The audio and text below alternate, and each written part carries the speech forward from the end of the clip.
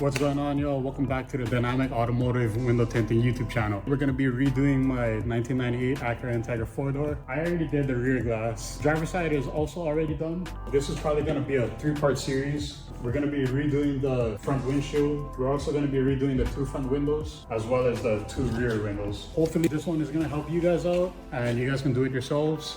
Let's get right into it. We're gonna be doing the front side window first. Door panels already removed. Yes, I do remove door panels on these as well. I'm also gonna be removing that seal, and you're gonna see why when I start hand cutting this piece. So for starters, we're gonna be removing the existing tint first. You don't have the money to invest into a steamer just yet. You could get cheap ones. I used to have a metallic one. That's a really good one to start off with. Nowadays, I use the Steam Blade by Jiffy. If you don't have a steamer, this one's gonna be for you guys. Go ahead and scrape a small piece.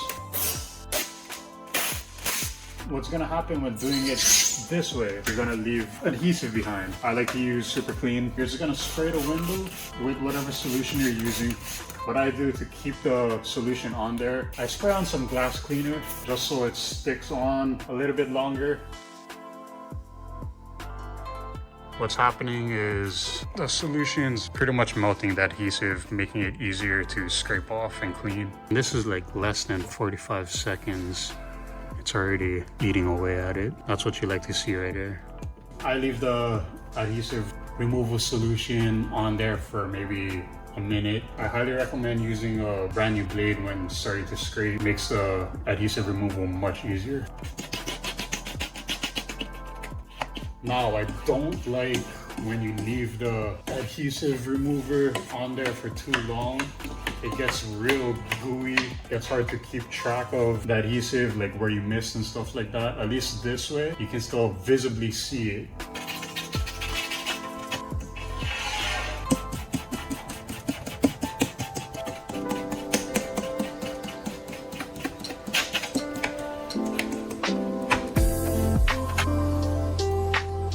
Once you're comfortable and you feel like all of the adhesive was removed, you can go ahead and start scrubbing it. I use both the blue and the white.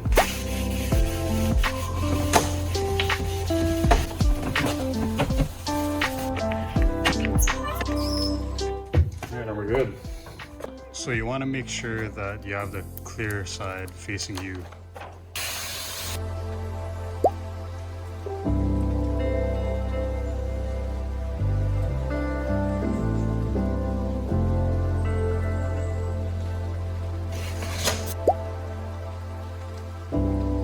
Use a permanent marker. It's gonna save you from potentially damaging the glass or cutting into any seals. Ride the permanent marker along the seal. That's my peel board. I usually remove the excess off of that by using the top edge of that glass. But if you don't have one, I'm gonna show you folks how to do it without a peel board. You wanna find the straightest edge of the glass. For me, I'm able to use this edge. This looks pretty straight. This edge looks pretty straight as well. I don't know what I want to use today. I like to line it up right above the permanent marker line. Plastic alpha blade holder. I like to use plastic alpha blade holders, mainly the black carbon blades for top edges, or in this example, the sides. There we go. Now we're gonna be taking the piece on the inside of the window. Inside towards the mirror already cut out, so you don't have to mess around with that. That's already good to go. Now, the reason why I removed this seal is so that this excess film has play. You want to move it inside just a little bit. Stamp it so you can make sure it doesn't move. Now that you have your tint centered, I like to start from the inside going up just because it's more comfortable for me to do so. And then just ride the top of your glass. Now on to trimming your corners. Follow what's already presented to you. Makes it way easier.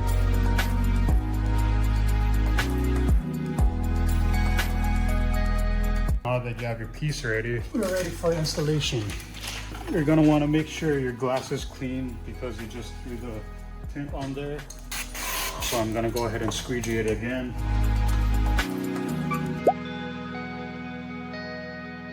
This one is from Mike over at Dirty Tools. Take your sprayer, try to avoid the top as much as possible, also the sides. You don't want debris falling from the top edge or the sides onto the glass prior to installation.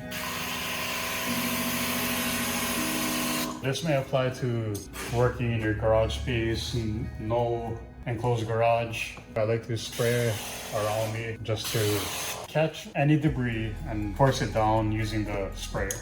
If you want to limit contamination, then that's a good practice.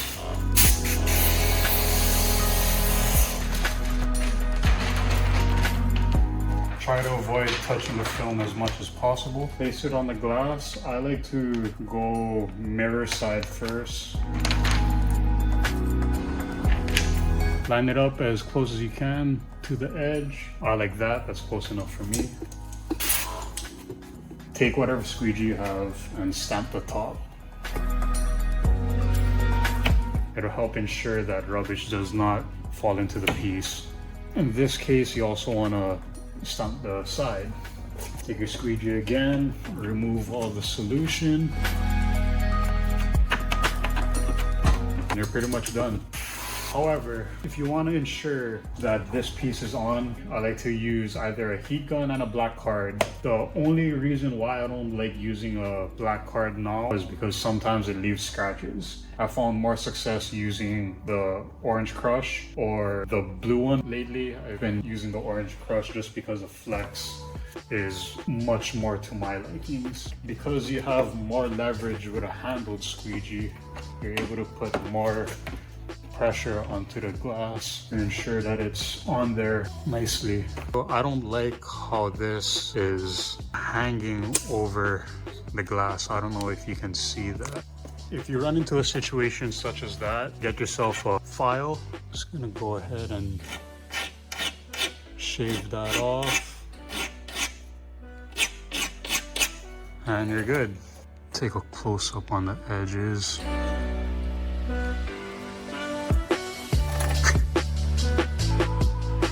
Can't see shit, shit's blurry.